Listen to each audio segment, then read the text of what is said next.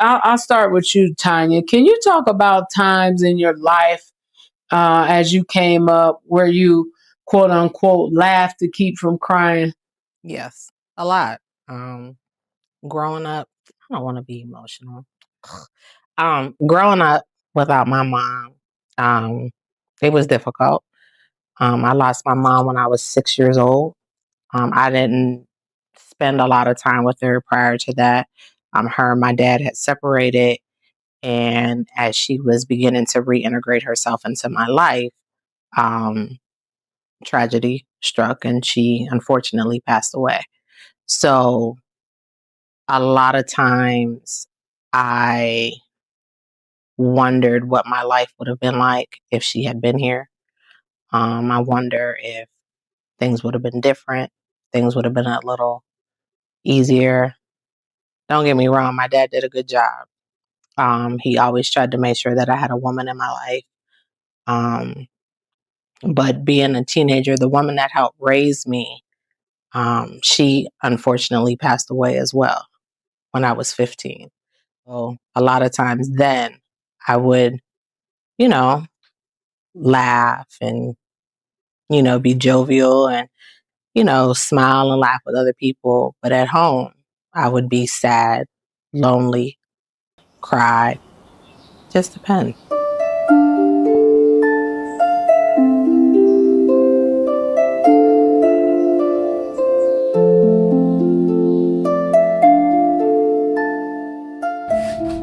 Whew. For me, when my mom passed, going through different situations, certain accomplishments, certain things that you do, you're never going to get that push from your mom. You're never going to get that "I'm proud of you, baby" from your mom. You're never going to get that. And so for me, especially around up until maybe the last couple years, around my mom's birthday is and Mother's Day. Like for years, and I've never said this, but for years, Mother's Day was a day I would just get off social media because I don't want to say that I was jealous. Um, but it was very painful every year when imagine your mom's gone and you're receiving these emails and these text messages and purchase this for Mother's Day for your mom and get this and these things are happening and you're seeing people post their mom and things like that. And so for me, it was just really difficult. And there were moments, especially Mother's Day and my mom's birthday for years where that pain impacted me so much that all I really, I mean, I guess for me, it's just like that pain is a pain that it doesn't necessarily go away. It's just something that you learn how to make the best of and keep, moving in life. So for me, Mother's Day, birthday, those days were hard. But as I've gotten older, as years have gone by, I've learned ways to deal with my emotions that allows me to manage in a different ways. So Maya Angelou, she wrote a book called I Know Why the Caged Birds Sing, which is kind of a stark contrast to what the German filmmakers' thoughts were about birds singing. Is the singing or the laughter or whatever that does that somehow help move you through that stuff? Do you think? Absolutely. I can the song by Maya Angelou, I think that's what that song is saying. I know why the cage bird sings because a lot of times in your life, I'll say like through my addiction with the alcohol and stuff, I can remember looking at my mom and my dad who were once in that same state, addicted to drugs and alcohol and where they are now. And it was like, that's what gave me hope, and it's like, I think it kind of reference to that song. Like, I know why the cage bird sings because, in my addiction, when I thought sometimes I'm doomed because, I'm out here, I'm doing this and I'm doing that. But then when I look at my parents and I see there is hope, I do have a chance, to make it out this life. So, yeah, I think that's That's good. So let's go backwards then. Let's go backwards. What was life like for young Andrea?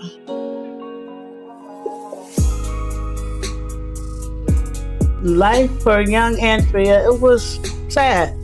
I was sad a lot because of, the situations that came about in my life. My parents divorced and at a very young age, and I felt like I went from a happy home to a dreadful home, one that there was not a lot of laughter, and it was a sad time. But a lot of times I found myself not being able to express what I really was feeling, partly being because I never wanted to be looked at as a victim or someone who's always down. So again, those were times where, I did find myself laughing when I was dying in the inside because of the things that were going on in my life, So, but I pushed through. I had, support systems in place, my grandparents, of course, and I got through it. But yeah, there were a lot of times where I found myself, even when I was hanging out with friends, it takes you can get away from it for a minute. You're laughing with your friends, but in the back of your mind, you're always thinking about what's it gonna be like when I get home. These laughs and smiles and giggles is only for a moment.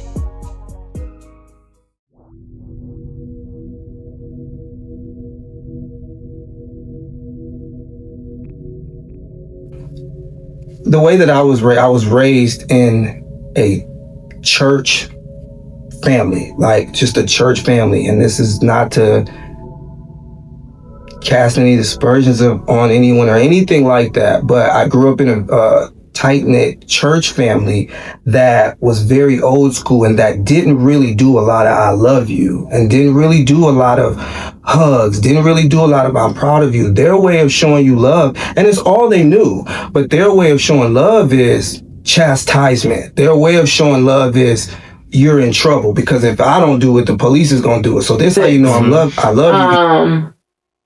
How soon did you realize it was different because you didn't have a mom?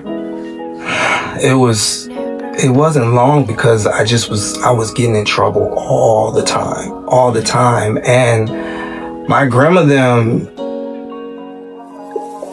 they didn't really understand. They didn't really understand that children have lost their mother and they just need love. Like, yeah, they may be bad. They need love because they lost their mother. They may need to talk to someone. There's different things that, from how they were raised, they don't, they didn't look at it like that, So for me, I think, I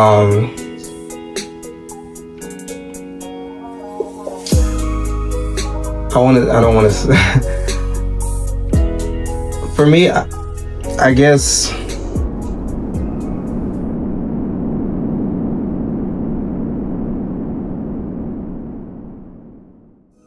I think when I started getting in middle school, I started getting around 13, 14. I started seeing kids with their parents and stuff. And mine was always, my grandma's a lot older than everybody else. And everybody else got their young parents around.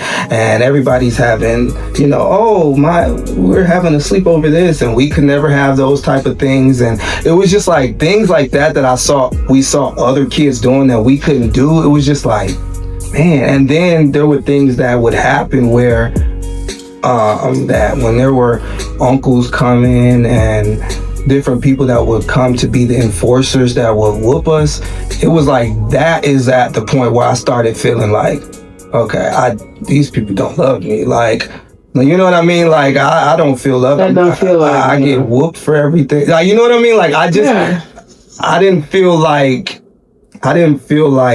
that was.